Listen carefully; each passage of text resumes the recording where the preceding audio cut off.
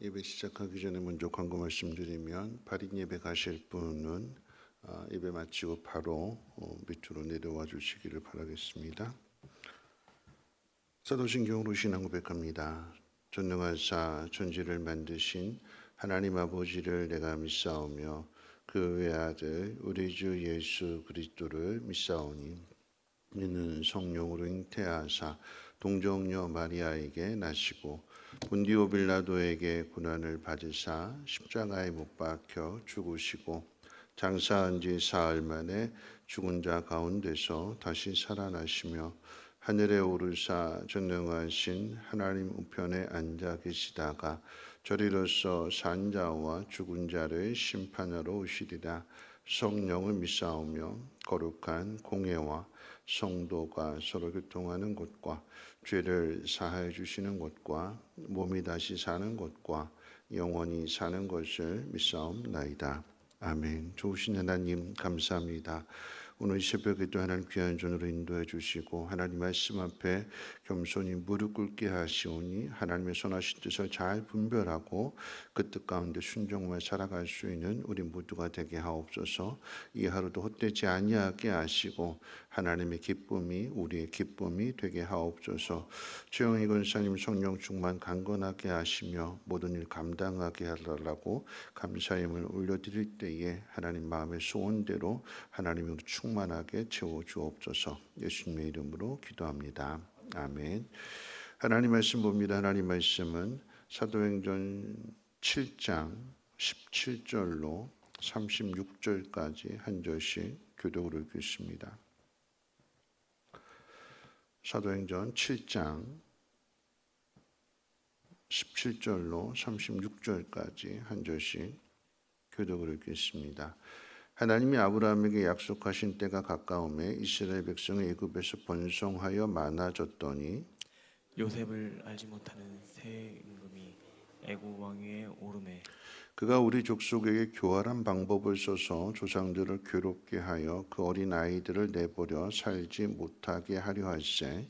그때 모세가 났는데 하나님 보시기에 아름다운지라 그의 아버지의 집에서 석 달 동안 길리더니 버려진 후에 바로의 딸이 그를 데려다가 자기 아들로 기르매 모세가 애굽 사람의 모든 지혜를 배워 그의 말과 하는 일들이 능하더라. 나이가 40이 되매 그 형제 이스라엘 자손을 돌볼 생각이 나더니 한 사람이 원통한 일 당함을 보고 보호하여 압제받는 자를 위하여 원수를 갚아 애굽 사람을 쳐 죽이니라. 그는 그의 형제들이 하나님께서 자기의 손을 통하여 구원해 주시는 것을 깨달으리라고 생각하였으나 그들이 깨닫지 못하였더라. 이틀날 이스라엘 사람끼리 싸울 때에 모세가 와서 화해시키려 하여 이르되 너희는 형제인데 어찌 서로 해치느냐 하니 그 동물을 해치는 사람이 모세를 밀어뜨려 이르되 누가 너를 관리와 재판장으로 우리 위에 세웠느냐? 내가 어제는 애굽 사람을 죽인과 같이 또 나를 죽이려 하느냐 하니 모세가 이 말 때문에 도주하여 미디안 땅에서 나그네 되어 거기서 아들 둘을 낳으니라. 40년이 참에 천사가 시내 산 광야 가시나무 떨기 불꽃 가운데서 그에게 보이거늘 모세가 그 광경을 보고 놀랍게 여겨 알아보려고 가까이 가니 주의 소리가 있어 나는 내 조상의 하나님 즉 아브라함과 이삭과 야곱의 하나님이라 하신대 모세가 무서워 감히 바라보지 못하더라. 주께서 이르시되 내 발에 신을 벗으라 내가 서 있는 곳은 거룩한 땅이니라. 내 백성이 애굽에서 괴로움 받음을 내가 확실히 보고 그 탄식하는 소리를 듣고 그들을 구원하려고 내려왔노니 이제 내가 너를 애굽으로 보내리라 하시니라.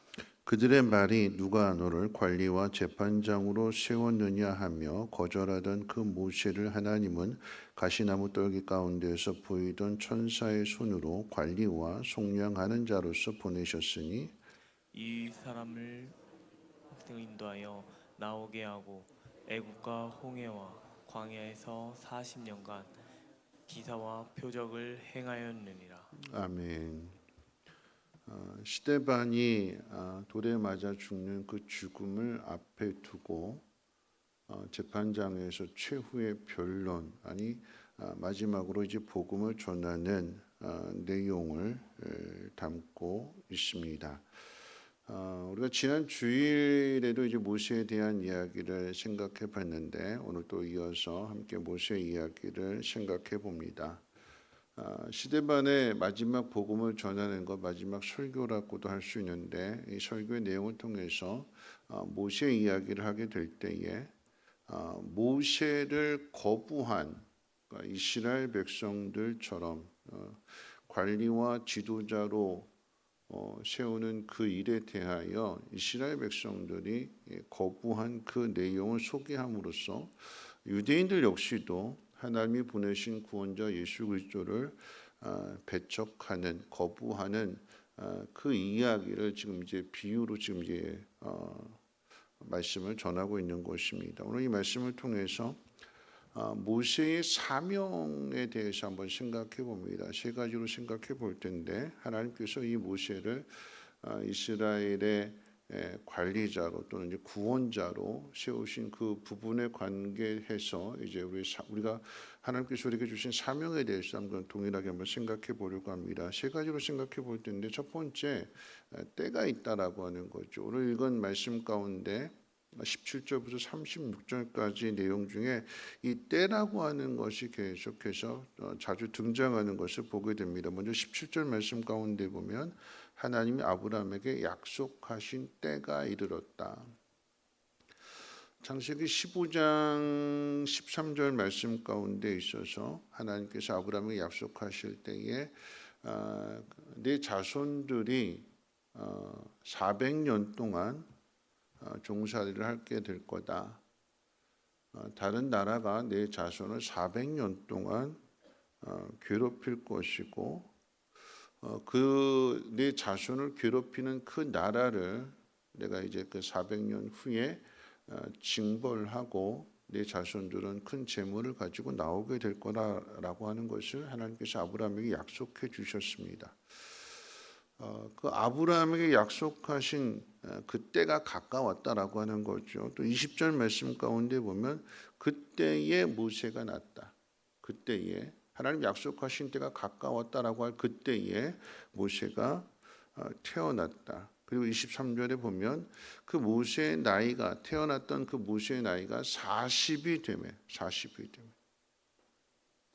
모세가 태어난 지 40년 후에 그 형제 이스라엘 백성을 돌볼 다시 말하면 건져낼 그 생각을 모세가 이제 품게 된 그때를 이야기하는 거죠. 그리고 이제 30절에 보면 그랬는데 뜻을 세웠는데 그리고 건져내려고 했는데 이스라엘 백성들이 거절하고 고역합니다. 네가 뭔데? 그러면서 이제 거절하게 되는 것이고 그래서 30절에 보면 그 후로 이제 40년이 참에 미디안 광야에서 나이 80이 되었을 때에 천사가 시내산 광야 그 떨기나무 가운데 서 있는 그 모습을 보게 되고 이제 그로부터 이제 하나님 부름을 받게 되는 그런 내용을 소개해 주고 있습니다. 때가 있다라고 하는 것은 하나님이 정하셨다라고 하는 의미가 되는 거예요. 그러니까 내가 아무리 하고 싶어도 때가 아니면 할 수 없는 거예요. 아무리 열매를 먹고 싶어도 때가 이르러서 그게 열매가 익어야 먹을 수 있는 거지 익지 않으면 또 열매가 맺혀지지 않으면 아무리 원해도 얻을 수 없다라고 하는 것입니다. 이 때라고 하는 것은 예수님도 마찬가지였습니다. 예수님도 하나님의 아들이시니까 이 땅에 오셔서 마음대로 하신 것이 아니라 예수님도 때를 따라서 일하셨습니다. 그래서 복음서 내용 가운데 보면 때가 참에 그러셨어요. 때가 참에. 때가 이르러 이런 표현도 있고요. 십자가에 못 박혀 죽으실 그 때를 향해서 일하셨고 그리고 아무에게나 예수님이 십자가에 못 박히실 것을 말씀하신 것이 아니라 베드로를 통해서 주는 그리스도시요 살아계신 하나님의 아들이십니다라고 하는, 예수님이 하나님의 아들이라고 하는 고백을 들으신 다음에 죽음에 대한 이야기를 말씀해 주시는 거죠. 때가 참에 때가 되었다. 나를 잡으러 오는 사람이 있다. 그러니까 모든 것 예수님조차도 하나님의 때를 따라서 일하셨습니다. 때가 있기 때문에 우리 마음대로 할 수 없는 거예요. 그래서 우리가 해야 될 일은 하나님의 때를 잘 분별해야 되는 것이고 하나님의 때를 따라서 움직여야 됩니다. 그렇지 않으면 우리가 원하는 일들 또 하나님 기뻐하시는 그 일들을 이룰 수 없다라고 하는 것을 오늘 본문을 통해서도 이야기해 주게 되는데, 모세의 힘으로 안 되는 것입니다. 24절 말씀 가운데 보면 한 사람이 원통한 일 당함을 보고 보호하여 압제 받는 자를 위하여 원수를 갚아 애굽 사람을 쳐 죽이니라. 모세가 가지고 있는 신분은 바로의 그 공주의 양자로 입양이 되었기 때문에 이집트의 왕자의 신분을 가지고 있습니다. 그런데 실상은 히브리인이잖아요. 히브리 피가 흐르고 있고, 그래서 이스라엘 백성들을 구원하려고 나섰습니다. 작정하고 나섰어요. 뜻을 정하고 나섰습니다. 자, 그랬더니 25절, 그는 그의 형제들이 하나님께서 자기의 손을 통하여 구원해 주시는 것을 깨달으리라고 생각하였으나 그들이 깨닫지 못하였더라. 모세 입장에서는 자기 신분을 버렸어요. 이집트 왕자라고 하는 그 미래를 버렸어요. 결단했습니다. 내가 이스라엘의 구원자가 될 것이고 내 동포를, 내 형제들을 건져내야겠다. 그래서 자기 모든 것들을 다 버렸습니다. 그런데 이스라엘 백성이 이 모세를 받아들이지 않습니다. 그래서 애굽 사람과 이 히브리인 사이에 모세가 히브리인을 편들어서 애굽 사람을 죽였는데, 이제는 히브리인들끼리 서로 싸우게 되니까 우리가 힘을 합쳐서 이 애굽과 싸워도 지금 모자를 판에 왜 형제들끼리 싸우느냐 하고 이제 그 싸움을 말렸더니, 싸우는 사람들이 모세를 향해서 네가 뭔데, 네가 우리 재판장도 아니고 우리 관리도 아닌데 네가 왜 우리한테 뭐라고 이야기하느냐. 그러니까 이스라엘 백성들이 이 모세를 믿어주지 않습니다. 왜 안 믿을까요? 그들의 완악함도 있고 또 그들의 강팍한 마음도 있지만, 한편으로는 종살이를 하고 있기 때문에 이걸 애굽에서 나온다라고 하는 것은 애굽과 싸워야 되는 것이고 말하자면 반역해야 되는 거죠. 그런데 이 모세를 믿을 수 있느냐라고 하는 것입니다.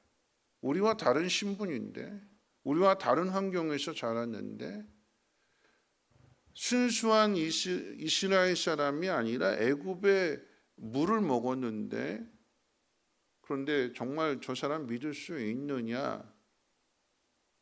믿지 못하는 거죠. 그래서 모세가 자신들의 지도자가 되는 것에 대하여 거절합니다. 모세는 그렇게 생각했어요.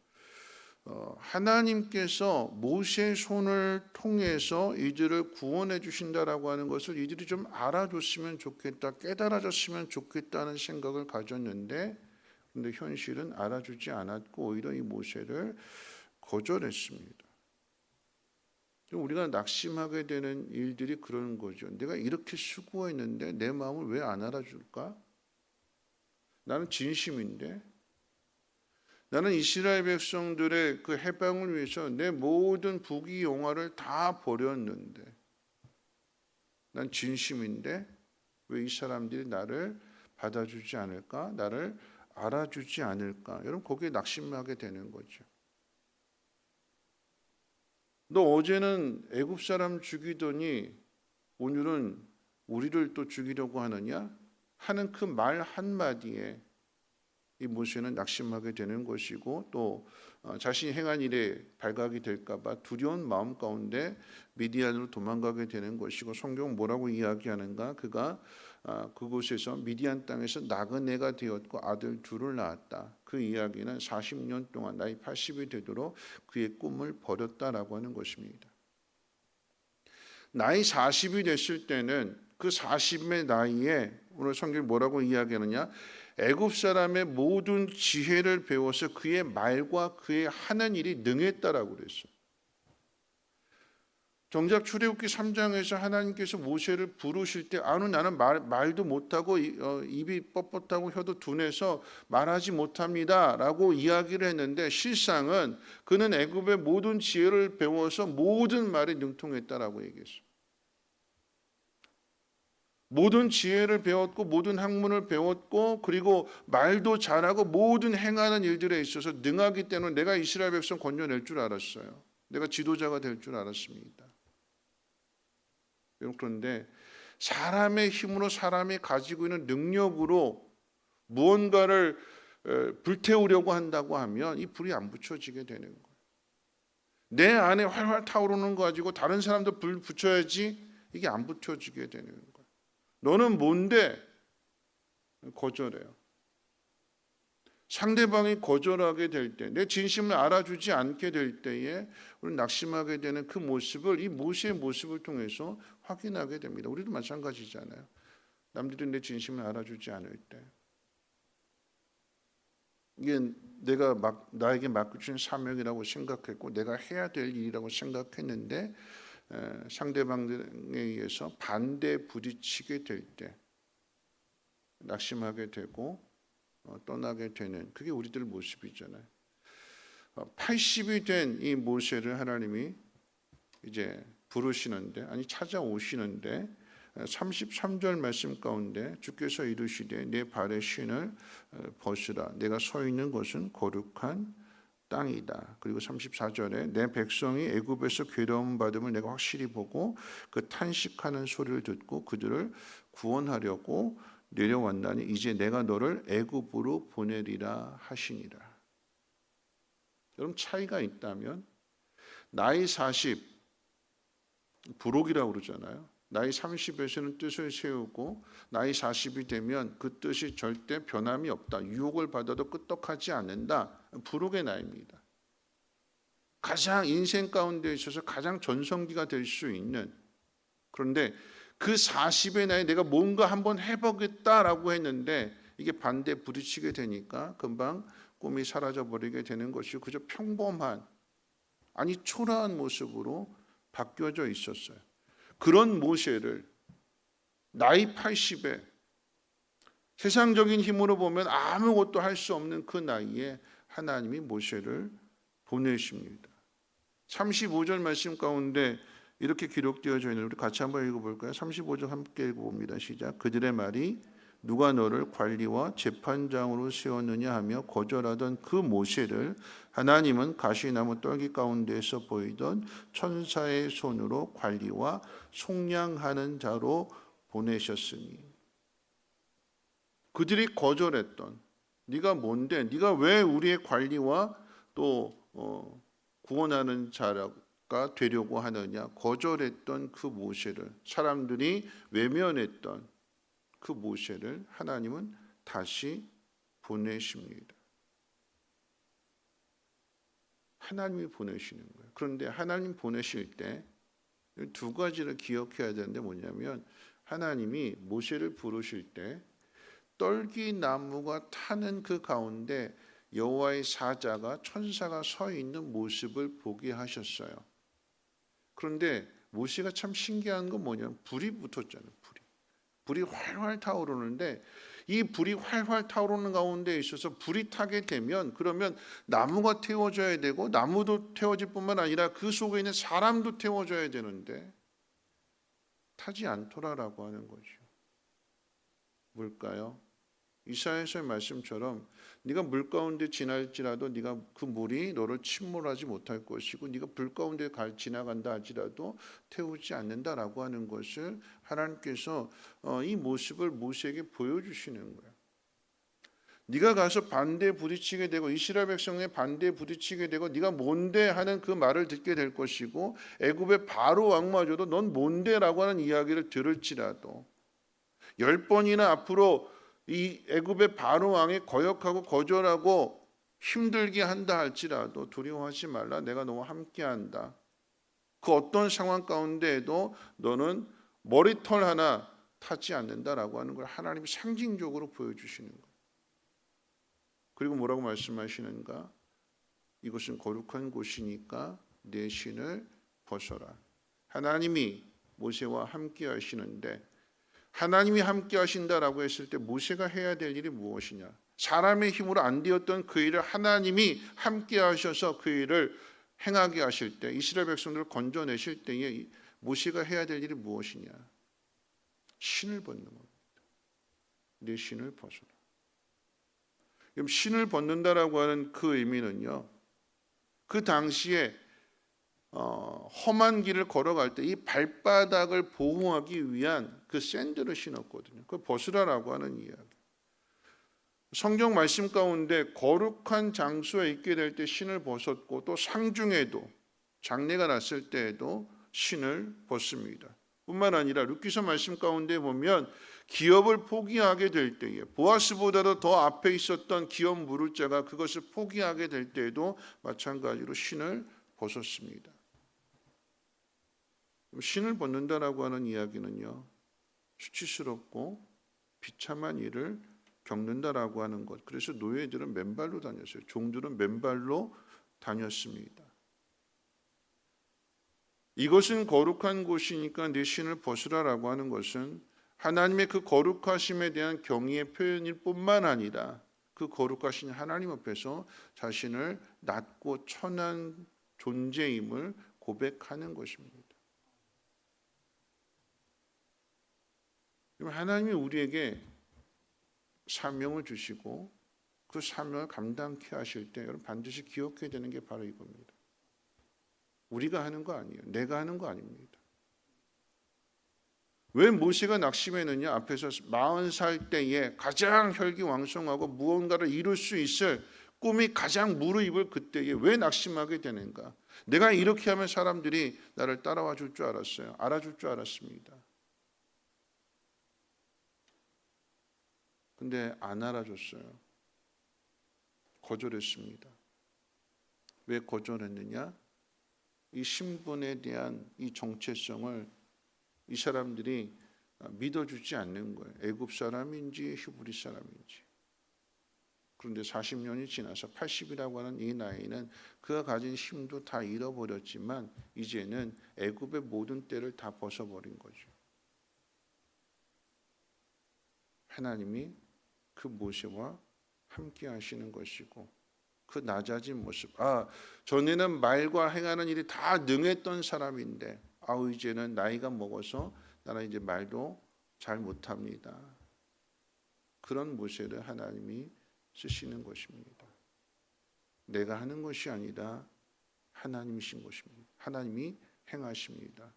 그렇죠? 이제는 할 말이 생겼어요. 너는 뭔데? 네가 뭔데 나서서 우리를 건져내려고 하느냐? 우리를 구원하려고 하느냐? 거기에 대한 대답이 생겼어요. 뭐라고요?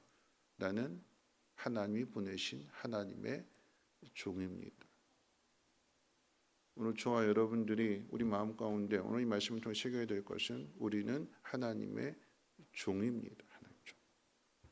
낮고 천한 종이에요. 내가 뭔가를 하는 것이 아니라 하나님이 행하시는 것이고 우리는 그저 거기에 따라가고 순종할 수 있는, 그러함으로 인해서 하나님의 영광을 나타낼 수 있는 이 하루가 되시기를 주님의 이름으로 부탁을 드립니다. 우리 찬송가 379장 함께 찬송합니다.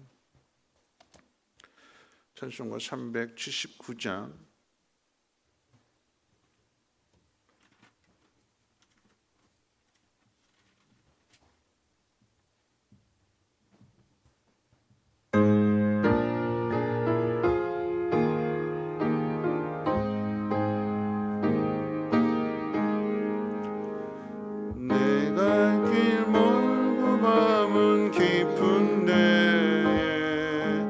빛 되신 주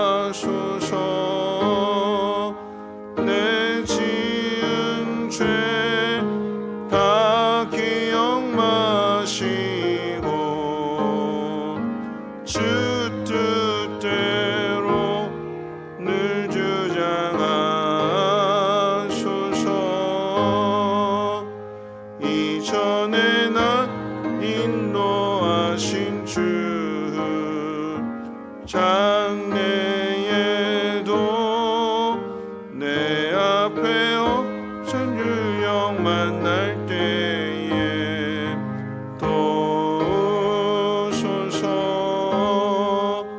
밤이 나고 저 밝은 아침에 기쁨으로 내 주를 만나리.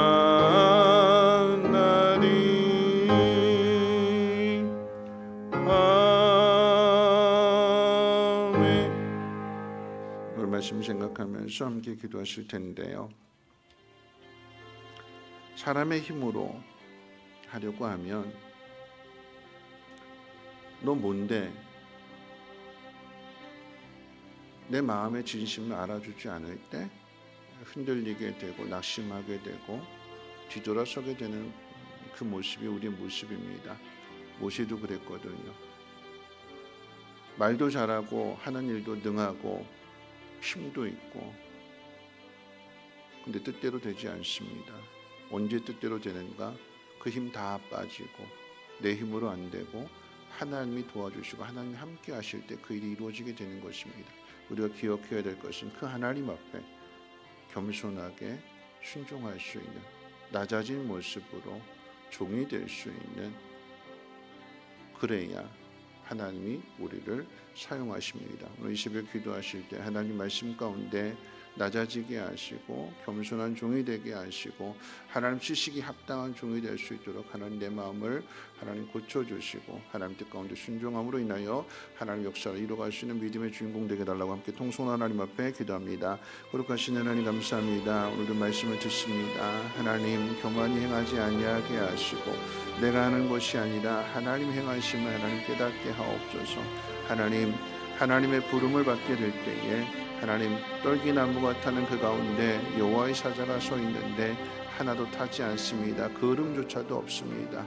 하나님 모세가 걸어가는 그 길 가운데 하나님께서 함께 하시고 도와주셔서 그와 같이 지켜주심을 하나님 보여주셨다.